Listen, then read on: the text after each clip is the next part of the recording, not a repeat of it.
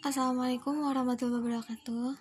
Saya dan rekan saya yang lainnya akan menyampaikan materi pada elektronika dasar pada bab 5 yang berjudul diferensial penguat atau diferensial amplifier. Sebelum kami mulai materinya, izinkan kami memperkenalkan diri. Nama saya Nindi Agustin, LP 1417041041. Saya akan menyampaikan materi pada sebab 15.1 dan 15.2. Untuk materi 15.3 dan 15.4 itu akan disampaikan oleh Rama Dani Abidin dengan MPM 1817041061. Dan untuk materi 15.5 dan 15.6 itu akan disampaikan oleh Monica Octavioleta dengan MPM 1857041005. Dan untuk materi yang terakhir itu akan disampaikan oleh Yazi Ramadan dengan 1817041065. Langsung saja kita simak materinya. Sebelum saya menyampaikan materi pada 15.1 tentang diferensial amplifier dan 15.2 tentang analisis DCAMP, di sini saya akan menjelaskan sedikit tentang IC-OP-AMP. IC itu adalah singkatan dari integrated circuit, sedangkan untuk OP-AMP sendiri adalah operational amplifier. Pengertian dari OP-AMP itu adalah suatu blok penguat yang mempunyai dua masukan dan satu keluaran. Sehingga IC-OP-AMP adalah blok fungsional lengkap dengan pin eksternal. Dengan menghubungkan pin ini untuk memasok tegangan dan beberapa komponen, kita dapat dengan cepat membangun semua jenis sirkuit yang berguna. Rangkaian input yang digunakan di sebagian besar OP-AMP adalah diferensial penguat. Langsung saja kita masuk di materi 15.1 yaitu diferensial penguat atau penguat diferensial. Untuk pengertiannya sendiri, diferensial amplifier adalah terhubungnya sinyal inverting dan non-inverting input pada saat yang sama menghasilkan jenis umum rangkaian OP-AMP. Transistor, dioda, dan resistor adalah satu-satunya komponen praktis dalam IC tipikal. Pada bab 15.1 ada beberapa bahasan lagi. Salah satunya itu adalah input dan output diferensial. Untuk pengertian input diferensial adalah sinyal masukan yang tergabung oleh dua voltage kolektor AC menjadi satu voltage yang sama dengan perbedaan voltage kolektor.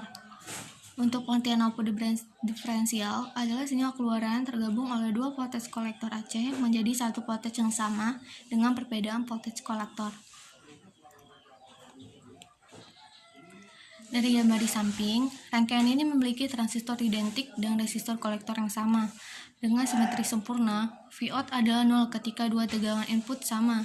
Ketika V1 lebih besar dari V2, tegangan output memiliki polaritas, ditunjukkan pada gambar di samping. Ketika V2 lebih besar dari V1, tegangan output terbalik dan memiliki polaritas yang berlawanan. Gambar 15.1 memiliki dua input terpisah, itu ada input V1 disebut input non-inverting.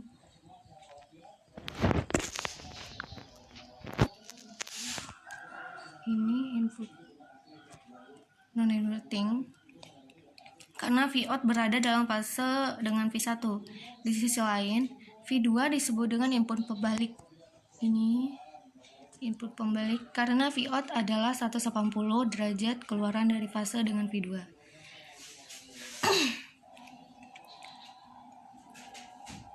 Nah, dari penjelasan itu kita dapat persamaan Vout itu adalah AV dikali V1 dikurang V2, di mana AV adalah gain tegangan.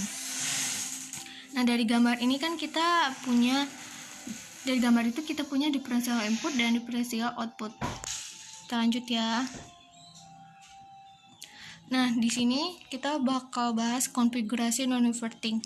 Konfigurasi ini memiliki input non-inverting dan output diferensial sejak V0 dikurang 0 sehingga persamaannya Vout sama dengan AV dikali V1.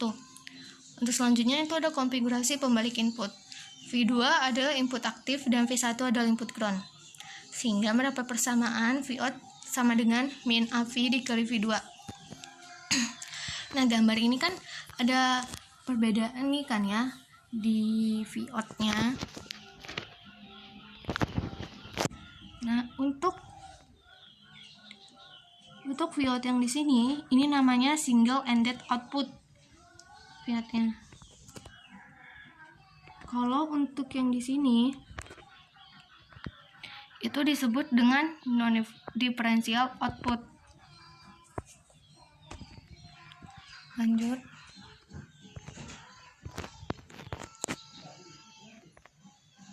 Nah, selanjutnya itu kita dari gambar di samping kiri ini kita dapat penjelasan karena inputnya diferensial, tegangan keluar AC masih diberikan oleh AV dikali V1 dikurang V2, rumus awal kita tadi.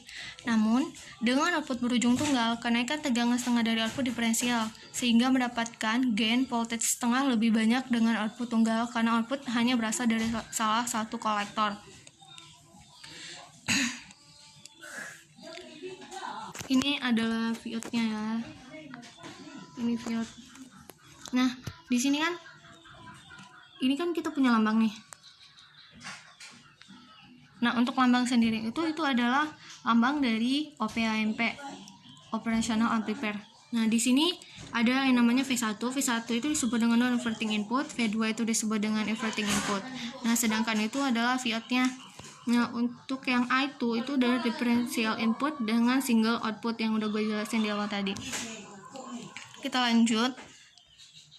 Nah, selanjutnya itu ada 15.2 tentang analisis DC dari AMP. Dari gambar di atas, kita punya kesimpulan sebuah DIP kadang-kadang disebut dengan sepasang ikut panjang karena dua transistor berbagi resistor umum RE. Arus yang melalui resistor umum ini disebut dengan core arus. Jika kita mengabaikan VBE, terkait melintasi dua emitor pada gambar. Ini adalah RE-nya dan ini adalah PB-nya. Kita lanjut. Nah, di sini dari gambar di atas itu kita punya perkiraan kedua. Kita dapat meningkatkan analisis DC dengan memasukkan VBE drop di setiap emitter dioda. Pada gambar yang tadi, tegangan pada bagian atas resistor emitor adalah 1 VBE yang jatuh di bawah tanah. Nah, dari perkiraan kedua ini, kita punya yang namanya pengarus resistor basis pada arus ekor. Meskipun basis resistor memiliki efek yang dapat diabaikan pada arus ekor, mereka dapat menghasilkan tegangan kesalahan input ketika dua bagian dari DIP AMP tidak sepenuhnya simetris.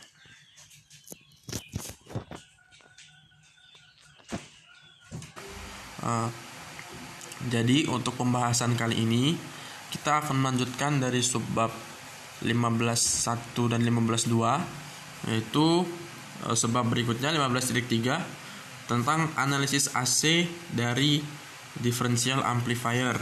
Nah, jadi di subbab ini ya, yang akan kita lakukan adalah menurunkan rumus untuk penguatan dari sebuah differential amplifier. Jadi nanti penguatannya berapa, nah kita cari rumusnya itu.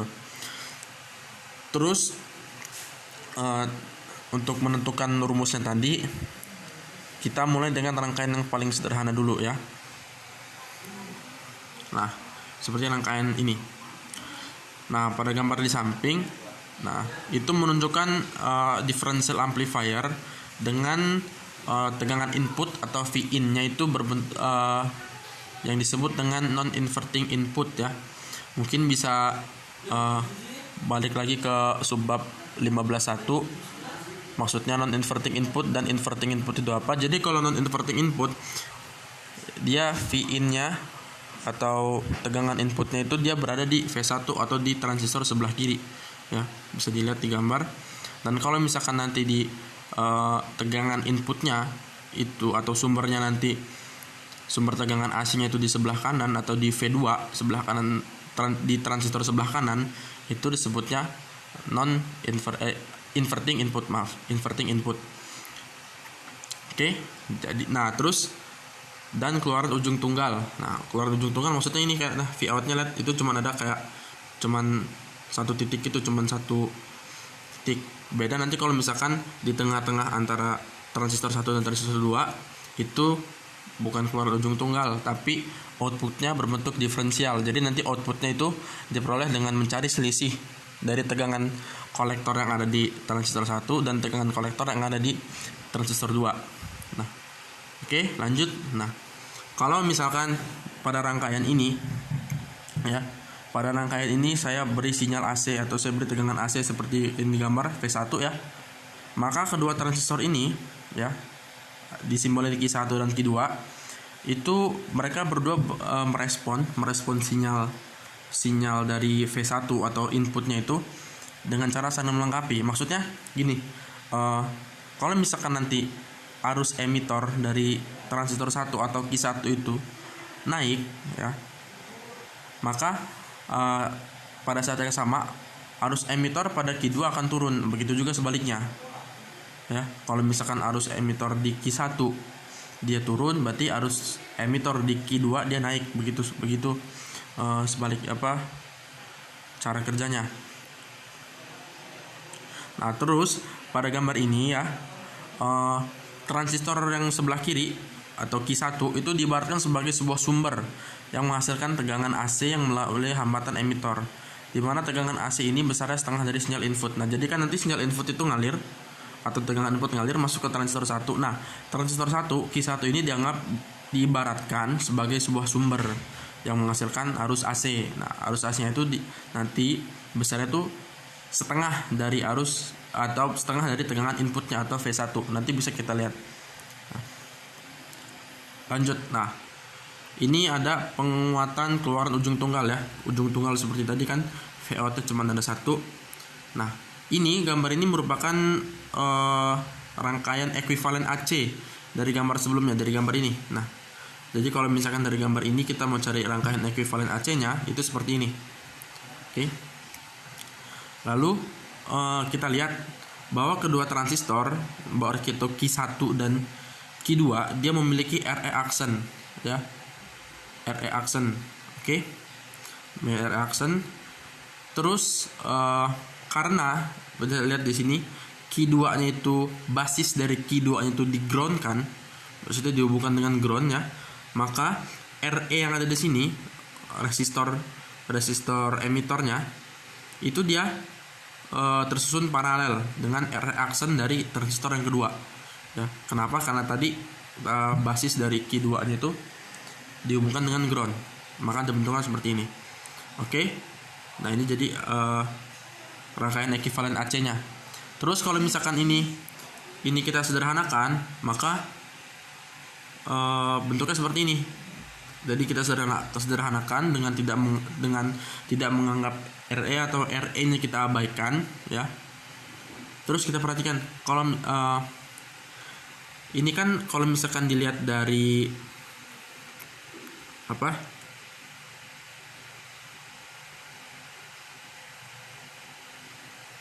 kita lihat RE aksen dari transistor 1 ya, itu tersusun secara seri dengan RE aksen dari transistor 2. Mungkin bisa ingat lagi materi tentang rangkaian hambatan ya. Kalau misalkan kedua hambatan disusun secara seri, maka tegangan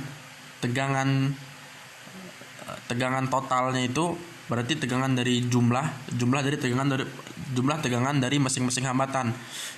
Jadi gitu ya kalau seri. Jadi tegangan total yang masuk itu sama dengan jumlah tegangan total dari masing-masing hambatan.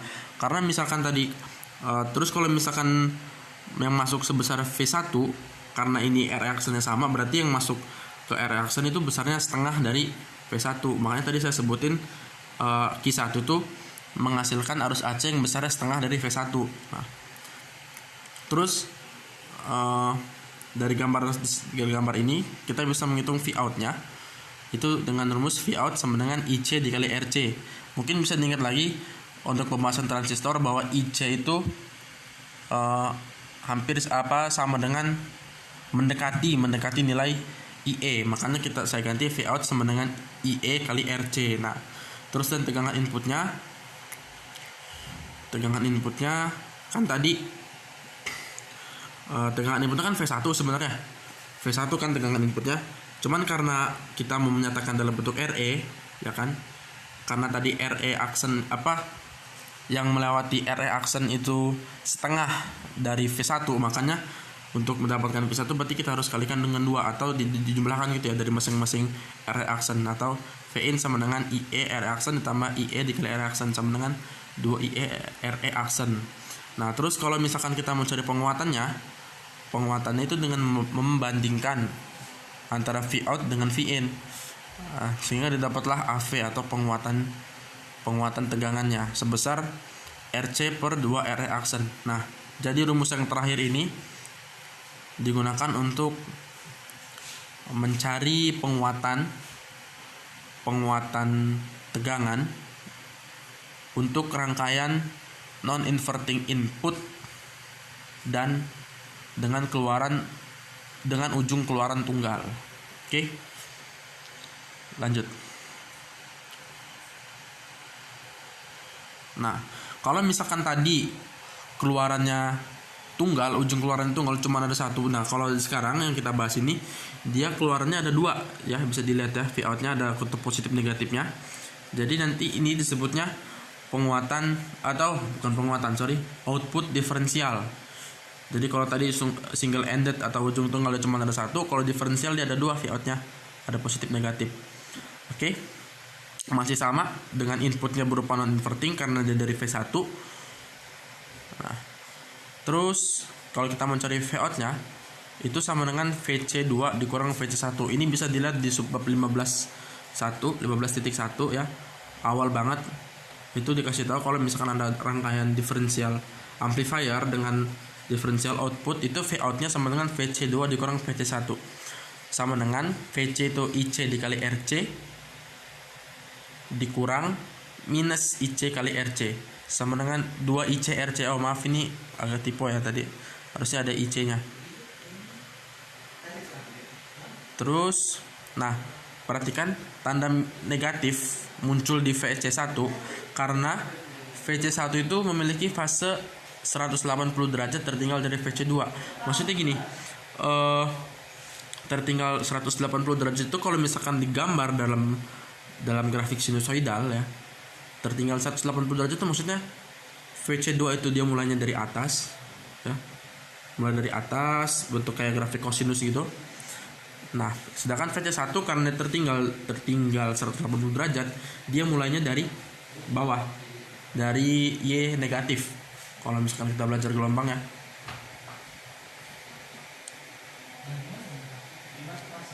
Kalau misalkan kita belajar gelombang kan seperti itu. Kalau misalkan tertinggal 90 derajat, misalkan kalau VC1 tertinggal 90 derajat dari VC2, jadi pas VC2 nya dia mulai dari atas, dari amplitudonya, VC1 dia mulai dari titik 0, bukan dari titik bawah. Nah, kalau kan karena ini dia tertinggal 180 derajat, jadi pas VC2 nya dia mulai dari atas atau mulai dari amplitudonya terus turun ke bawah. Nah, pada saat yang sama VC1 dia mulai dari min amplitudo atau di daerah minus gitu ya. Makanya muncul negatif itu. Nah, karena inputnya masih sama, berarti VI-nya juga sama, 2IE RE aksen. Terus kita mau cari penguatannya, AV sama dengan RC per RE aksen. Nah, ini rumus penguatan untuk diferensial output. Jadi outputnya dia bukan ujung tunggal, jadi ada dua gitu. Makanya kita cari selisihnya ya, tadi VC2 dikurang VC1. Nah, ini tabel penguatannya. Jadi kalau misalkan inputnya berbentuk diferensial, outputnya diferensial, maka penguatannya seperti ini. V-outnya seperti ini. Begitu juga seterusnya ya. Jadi tabel penguatan ini kayak semacam kesimpulan atau rangkuman lah dari penurunan rumus itu. Oke. Lanjut ke subbab selanjutnya, yaitu karakteristik input dari operational amplifier. Nah, jadi pada rangkaian ini ya, bisa dilihat kalau misalkan rangkaian ini tuh nggak ada sumber arusnya ya. Tapi kita ingat lagi kalau transistor itu dia punya kayak semacam tegangan bawaannya tergantung semikonduktor apa yang digunakan ya. Kalau silikon itu kalau nggak salah 0,7 volt tegangannya, kalau germanium itu 0,3 kalau nggak salah ya, 0,3 volt. Nah, terus ada istilahnya kalau untuk rangkaian seperti ini, walaupun dia nggak ada sumber tegangan, karena tadi transistor itu masih memiliki tegangan bawaan dari dalamnya, maka akan ada arus basis ya, di Q1 IB1, di Q2 IB2, arus basis ya. Terus ada istilah namanya arus input bias ya, didefinisikan sebagai rata-rata dari kedua arus basis. Nah, atau rumusnya IN bias sama dengan IB1 ditambah IB2 bagi 2. Nah, rumus rata-rata lah ya, statistik. Nah, terus ada input offset current. Nah, arus input offset didefinisikan sebagai selisih dari arus basis. Jadi IN off itu didefinisikan sebagai IB1 dikurang IB2. Nah, selisih arus basis ini menunjukkan seberapa mirip sih kedua transistor ini ya. Maksudnya kalau misalkan kedua transistor itu semakin mirip kedua transistor, maka selisihnya akan semakin kecil. Dan pada saat kedua transistor itu identik, maka selisihnya itu sama dengan 0 karena dia sama kan ininya, bahannya misalkan transistornya sama, bahannya sama, otomatis arusnya juga sama, makanya sama dengan 0 input offset, arus input offsetnya kalau misalkan sama, identik. Nah, tapi biasanya pada differential amplifier kedua transistor yang digunakan itu nggak identik, maksudnya nggak sama persis gitu, pasti ada perbedaan. Nah, perbedaan ini walaupun sedikit ada perbedaannya, nanti menimbulkan error, tegangan output error pada outputnya, maksudnya gitu ya. Nanti kita bahas nanti. Nah, terus kalau misalkan persamaan ini IN off dan mana tadi IN bias tadi kita otak-atik ya, kita manipulasi matematika aljabar biasa, itu didapat rumus untuk IB1 sama dengan IN bias ditambah IN off per 2, dan IB2 sama dengan IN bias dikurang IN off per 2. Oke. Nah, biar kenapa? Kalau misalkan kita bekerja mungkin pada program gitu ya, pada program rangkaian, biasanya yang keluar di lembar datanya itu bukan IB1 atau IB2, tapi yang keluar itu IN bias dan IN offset ya. Nah, dengan kedua rumus di atas ini kita bisa menentukan berapa sih ininya, IB1 dan IB2-nya.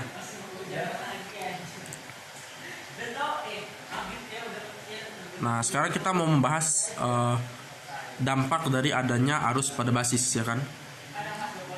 Nah, misalkan seperti ini ya. Pada basisnya tadi kita beri hambatan hanya pada salah satunya.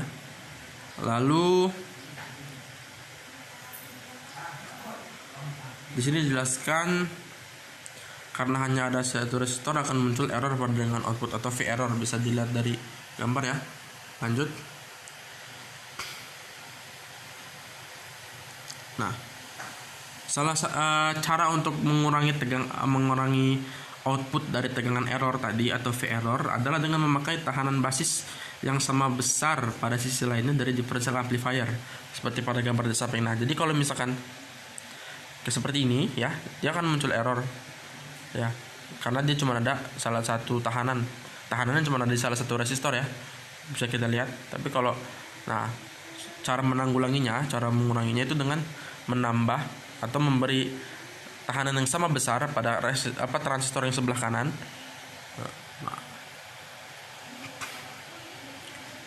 Terus untuk gambar di samping kita bisa, karena ini inputnya diferensial ya, karena masing-masing transistor punya arus basis tadi ya, diferensial, maka Vin-nya sama dengan selisih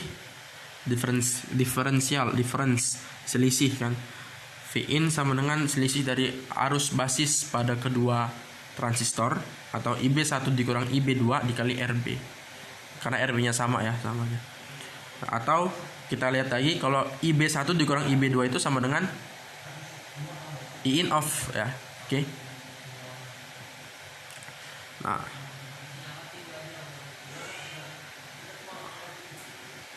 oke, lanjut. Tegangan input offset.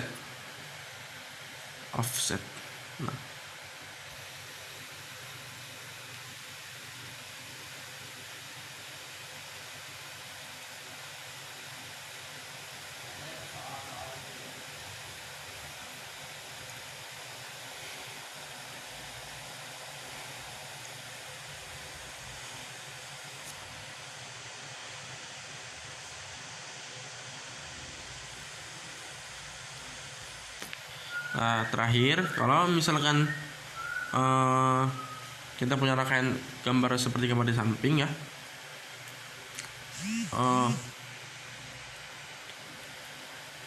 Seperti gambar di samping, kita bisa menghitung dari rumus-rumus yang tadi sebelumnya bahwa V in atau tegangan input itu sama, karena dia ada dua sumber ya, makanya inputnya berbentuk diferensial, bukan lagi ujung tunggal. Karena diferensial berarti kita cari selisihnya, V in nya V1 dikurang V2, dan V out nya sama dengan penguatan itu tadi dikali V1 dikurang V2. Nah, penguatannya, untuk penguatannya kita bisa lihat dari tabelnya tadi. Mana tabelnya tadi ya? Nah ini ya, pada saat diferensi tadi kan yang gambar terakhir itu inputnya diferensial dan keluarannya juga diferensial ya, maka besar tegangannya atau besar penguatannya disebut dengan RC per R reaction, seperti itu. Nah seperti yang saya bilang tadi, karena kedua transistor tadi dibuat dengan bahan yang tidak identik ya, karena ada sedikit perbedaan, tidak kembar identik istilahnya, maka akan timbul error. Nah, errornya itu bisa timbul dari V1 nya, V2 bukan, bisa timbul pada V1, bisa timbul akibat V2, bisa timbul akibat V3. Nah, V1 nya untuk error pada V1 kita hitung sebagai RB1 dikurang RB2 dikali I in bias. V2 errornya sama dengan RB1 tambah RB2 dikali I in offset per 2. Nah,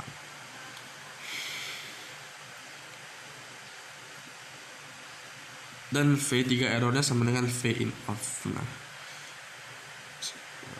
sampai di sini pembahasan subbab 15.3 dan 15.4 dari bab 15 tentang differential amplifier. Bismillahirrahmanirrahim. Baiklah, di sini saya akan melanjutkan materi yang selanjutnya, yaitu subbab 15.5 tentang common mode gain. Common mode gain atau penguatan mode umum yaitu salah satu penguat yang digunakan pada operasional amplifier atau rasio tegangan output dari penguat diferensial ke tegangan input mode umum.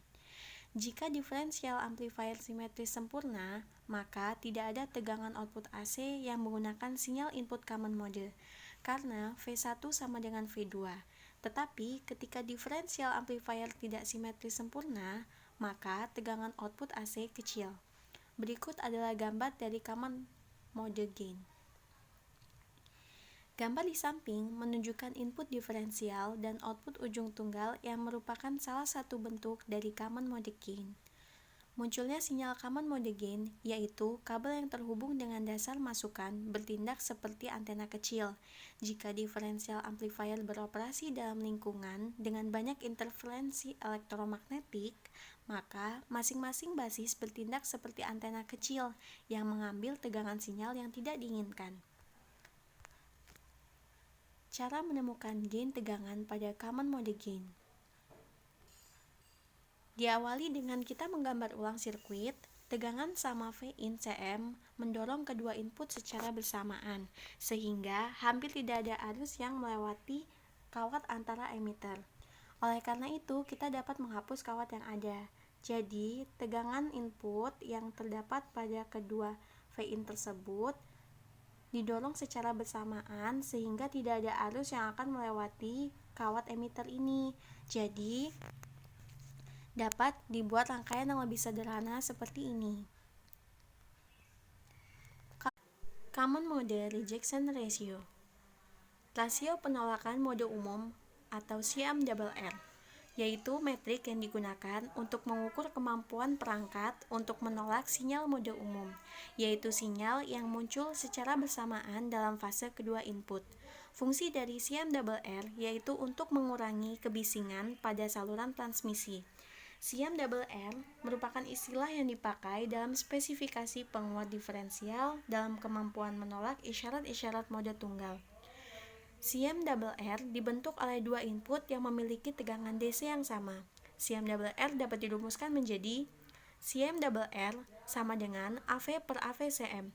Misalnya, jika AV sama dengan 200 dan AVCM sama dengan 0,5, maka nilai dari CMRR adalah 400.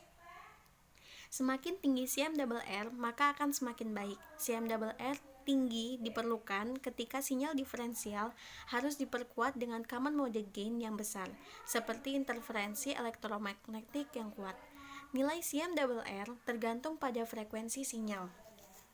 Semakin tinggi nilai parameter CMRR, maka operational amplifier memiliki respon frekuensi yang semakin baik. Karena ketidakidealan operational amplifier, maka tegangan persamaan dari kedua input dikuatkan. Parameter CMRR diartikan sebagai kemampuan operational amplifier untuk menekan penguatan common mode gain sekecil-kecilnya. Lembar data biasanya menentukan CMRR dalam bentuk desibel, menggunakan rumus berikut untuk konversi desibel. CMRR desibel sama dengan 20 log CMRR. Sebagai contoh, jika CMRR adalah 400, maka nilai CMRR desibel sama dengan 20 log 400 sama dengan 52 desibel. Integrated Circuit or IC merupakan suatu komponen elektronik yang dibuat dari bahan semikonduktor, di mana IC merupakan gabungan dari beberapa komponen seperti resistor, kapasitor, dioda, dan transistor yang telah terintegrasi menjadi sebuah rangkaian berbentuk chip kecil. IC digunakan untuk beberapa keperluan. Pembuatan peralatan elektronik agar mudah dirangkai menjadi peralatan yang berukuran relatif kecil. Sebelum adanya IC, hampir seluruh peralatan elektronik dibuat dengan satuan-satuan komponen atau individual yang dihubungkan satu sama lainnya menggunakan kawat atau kabel, sehingga tampak mempunyai ukuran yang besar dan tidak praktis.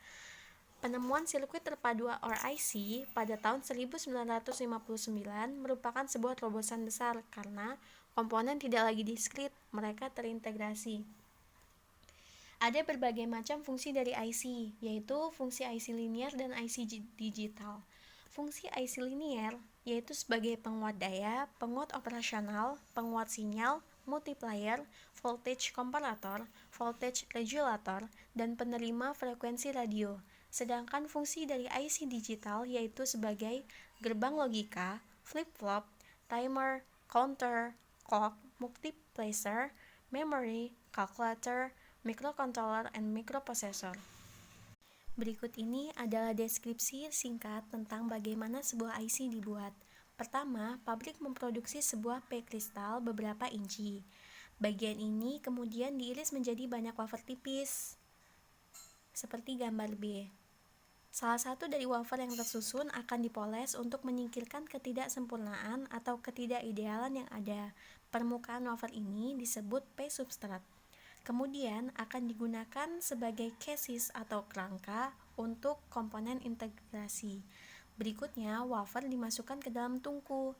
Campuran gas atom silikon dan atom pentavalen akan melewati wafer, lalu akan membentuk lapisan tipis tipe N semikonduktor pada permukaan P substrat yang dipanaskan. Lapisan tipis ini biasa disebut sebagai lapisan epitaksial, seperti yang ditunjukkan pada gambar C. Lapisan epitaksial memiliki ketebalan sekitar 0,1 sampai 1 mili. Untuk mencegah kontaminasi dari lapisan epitaksial, oksigen murni ditiupkan di atas permukaan, lalu atom oksigen bergabung dengan atom silikon untuk membentuk lapisan silikon dioksida di permukaan, seperti yang ditunjukkan oleh gambar D. Selayaknya bentuk permukaan gelas, lapisan silikon dioksida ini disegel permukaannya untuk mencegah reaksi kimia lebih lanjut. Menyegel permukaan seperti ini dikenal sebagai passivation. Wafer ini kemudian dipotong menjadi daerah persegi panjang yang kemudian seperti gambar di bawah ini. Masing-masing daerah akan menjadi chip terpisah setelah wafer dipotong. Tapi sebelum wafer dipotong, produsen memproduksi ratusan sirkuit pada wafer di setiap area chip. Tahap terbentuknya transistor yang terintegrasi.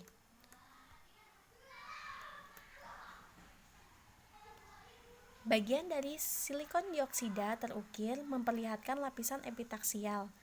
Wafer tersebut kemudian dimasukkan ke dalam pembakaran. Lalu, atom trivalen akan menyebar ke lapisan epitaksial.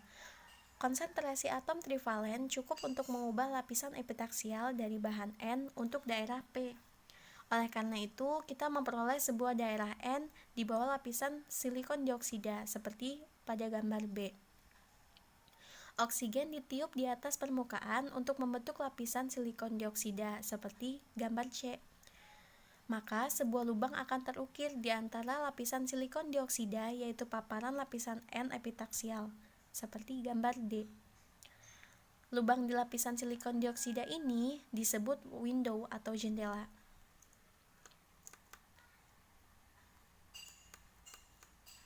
Untuk mendapatkan basic, zat akan melewati atom trivalen melalui jendela ini. Zat ini berdifusi ke lapisan epitaksial dan membentuk sebuah daerah tipe P, seperti gambar E. Kemudian, lapisan silikon dioksida ini terbentuk kembali dengan melewatkan oksigen yang terdapat pada wafer, seperti yang ditunjukkan pada gambar F. Untuk membentuk emitor, kita menggabungkan jendela di lapisan silikon dioksida dan mengekspos daerah P seperti gambar G dengan menyebarkan atom pentavalen ke dalam daerah P. Kita dapat membentuk daerah N kecil yang ditunjukkan pada gambar H. Kemudian, struktur dari passivation akan meniup oksigen ke seluruh permukaan wafer seperti yang diperoleh pada gambar I. Berikut ini adalah contoh IC yang sudah terintegrasi. Gambar pertama itu adalah contoh dari IC yang sudah terintegrasi berbentuk transistor, yang kedua adalah dalam bentuk dioda, dan yang ketiga adalah bentuk resistor.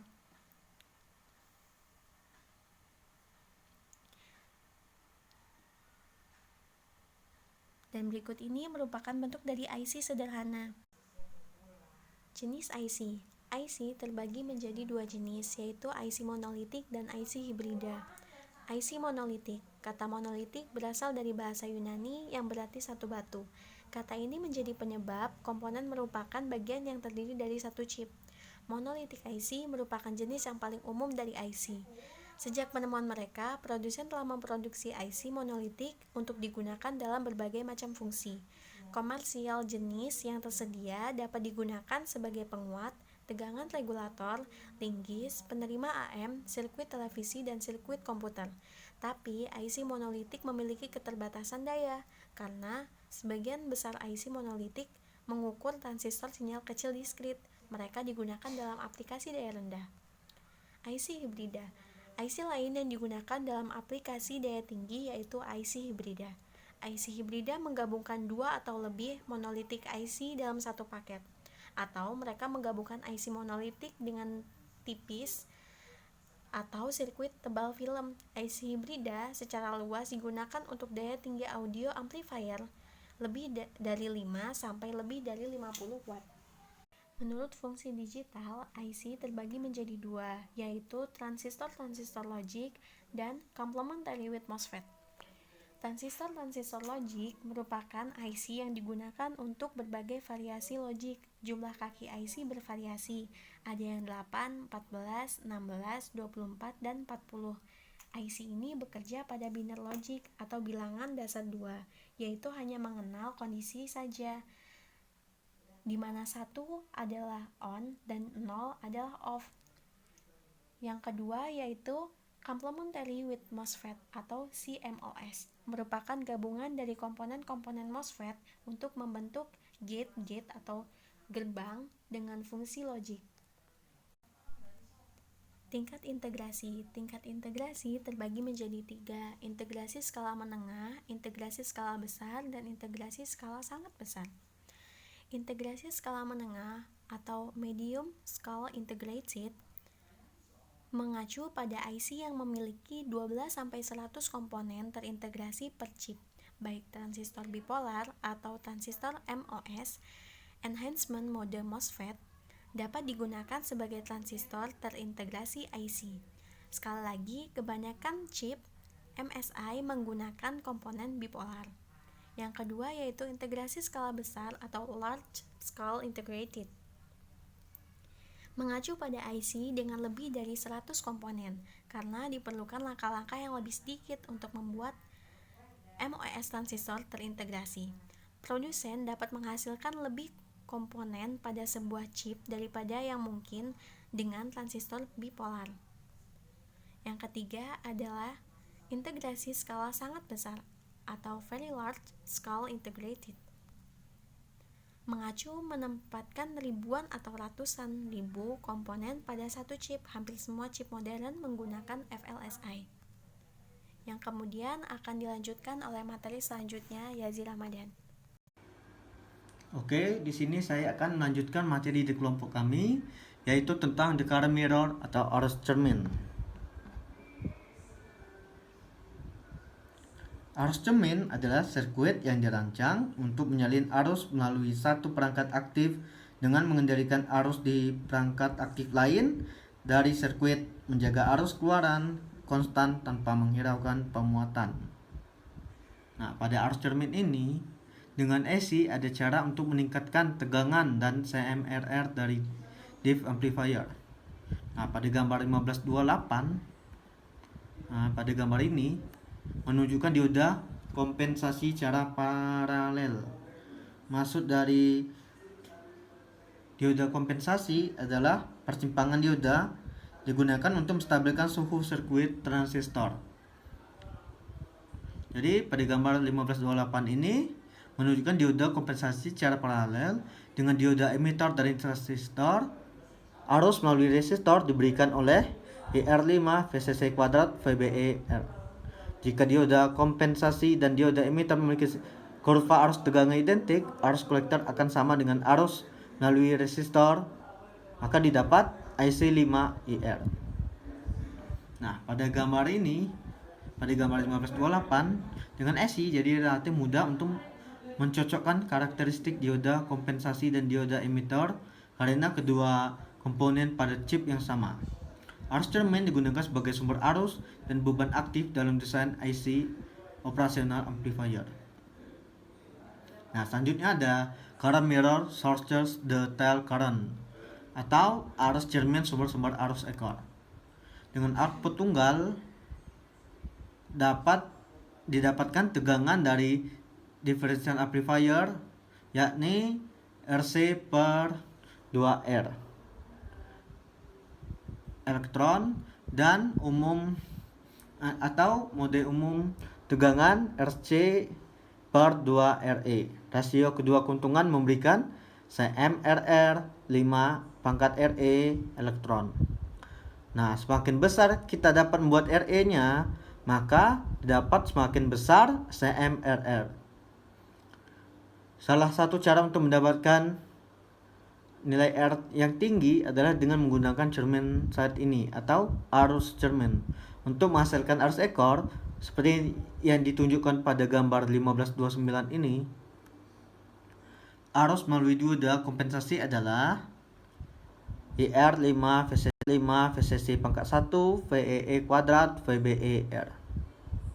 Karena current mirror atau arus cermin, maka arus ekor memiliki nilai yang sama. Sejak Q4 bertindak sebagai sebuah sumber arus, ia memiliki impedansi output yang sangat tinggi.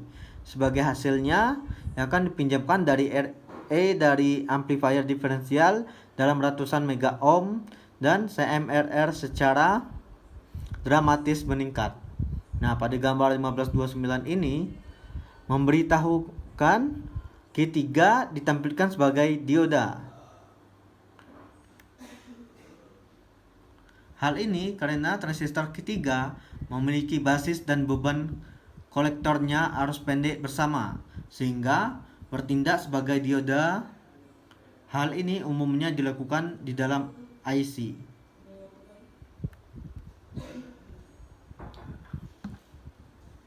Selanjutnya ada active load atau beban aktif. Nah, pada beban aktif ini diperoleh tegangan dari diff amplifier, yaitu RC per 2R elektron. Semakin besar kita bisa membuat RC, semakin besar dapat tegangan. Nah, pada gambar 1530 ini, yaitu gambar arus arus cermin adalah beban aktif, menunjukkan digunakan sebagai beban resistor aktif. Sejak Q6 adalah sebagai sumber arus PNP. Kedua, terlihat setara RC yang ratusan mega ohm. Akibatnya dapat tegangan jauh lebih tinggi dan beban aktif dibandingkan dengan resistor biasa. Pemuatan aktif seperti ini digunakan di sebagian besar operasional amplifier. Selanjutnya ada the load differential amplifier. Nah, dalam presentasi sebelumnya dari differential amplifier, kami tidak menggunakan beban resistor. Ketika resistor beban yang digunakan, analisis menjadi jauh lebih rumit, terutama dengan output diferensial. Nah, pada gambar 1531 ini menunjukkan output diferensial dengan resistor beban antar kolektor.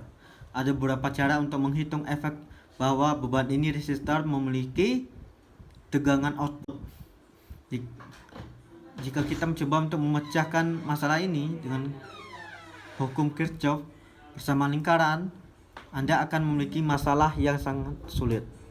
Tapi dengan teorema Thevenin, masalah terbongkar sangat cepat. Berikut adalah bagaimana hal itu dilakukan. Jika kita membuka resistor, beban pada gambar 1531 ini, tegangan Thevenin adalah sama dengan, pada gambar 1531 menunjukkan output diferensial dengan resistor beban antar kolektor. Ada beberapa cara untuk menghitung efek bahwa beban resistor ini memiliki tegangan output. Jika Anda mencoba untuk memecahkan masalah ini dengan hukum Kirchhoff bersama lingkaran, maka kita akan memiliki masalah yang sangat sulit. Tetapi apabila kita menggunakan teorema Thevenin, masalah ini akan terbongkar dengan sangat cepat. Berikut adalah bagaimana hal itu dilakukan. Jika kita membuka resistor beban pada gambar 1531 di samping, tegangan Thevenin adalah sama dengan Fout, Vout, dihitung dengan diskusi sebelumnya. Juga melihat ke terminal AB terbuka. Dengan semua sumber memusatkan perhatian, kita melihat bahwa Thevenin dari 2RC atau karena transistor sumber arus, mereka menjadi terbuka ketika memusatkan perhatian. Nah, pada gambar ini menunjukkan Thevenin setara sirkuit. Outputnya adalah tegangan output yang sama dengan di bagian awal. Setelah menghitung Vout, menemukan tegangan beban mudah karena semua yang kita butuhkan adalah hukum Ohm. Jika amplifier diferensial memiliki output tunggal berakhir, Thevenin setara dengan menyederhanakan sirkuit untuk gambar 1531 ini. Baiklah, sekian presentasi dari kami tentang bab 15 yaitu differential amplifier. Kami menyadari bahwa dalam video ini terdapat banyak kekurangan. Kurang lebihnya mohon maaf dan kepada Allah kami mohon ampun. Billahi taufik wal hidayah. Wassalamualaikum warahmatullahi wabarakatuh.